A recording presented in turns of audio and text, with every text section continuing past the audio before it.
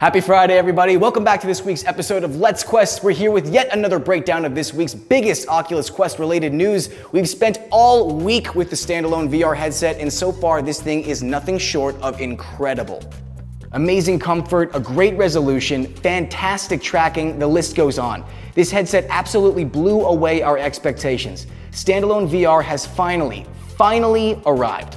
This week we learned more about the character you'll be playing in Vader Immortal, a Star Wars VR series, as well as some possible haptic suit technology coming to the Quest. We're also going to go over the top 3 Oculus Quest games you're definitely going to want to pick up after launch.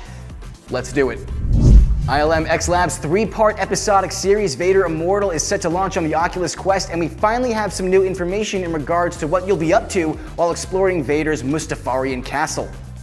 Set between the events of Revenge of the Sith and Episode 4, A New Hope, players will take on the role of a common bounty hunter who is captured by the menacing Sith Lord after he discovers your ability to connect with the Force. Throughout the interactive experience, which the creators describe as half film, half game, you'll spend a majority of your time as an apprentice to Vader, discovering how to wield the awesome power of a lightsaber as well as the secrets of the dark side. When you're not playing sidekick, you'll be sneaking around the dark corridors of his castle for a behind-the-scenes look at what the galaxy's most feared Sith Lord is up to when he's not conquering planets. Next up, did we just receive confirmation that Haptic Suit technology is heading to the Quest?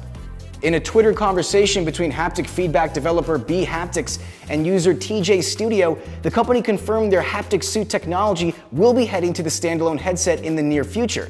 That is, if Quest developers are willing to integrate the tech into their experiences. B Haptics' lineup of haptic feedback accessories is currently compatible with a variety of location-based and Steam VR titles, such as Space Junkies, Wildlands, Skyrim VR, and several other major titles.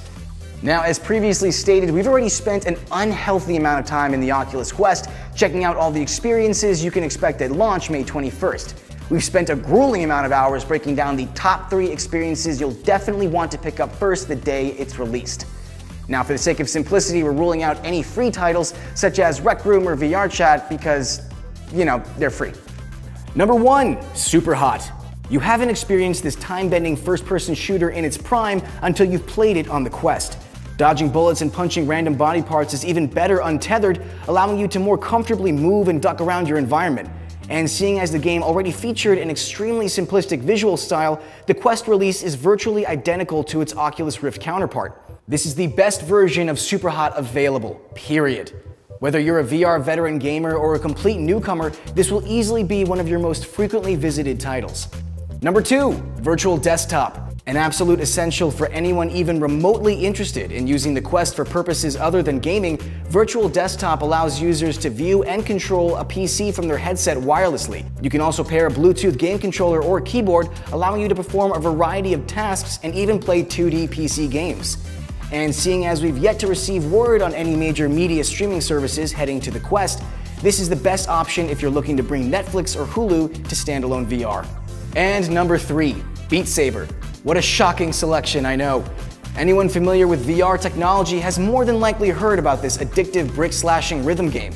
Easy to pick up but hard to master, Beat Saber is another title that can serve as the perfect entry point for a first-time user. Much like Superhot for the Oculus Rift and HTC Vive, the simplistic graphics featured in the game make it the perfect fit for the Quest.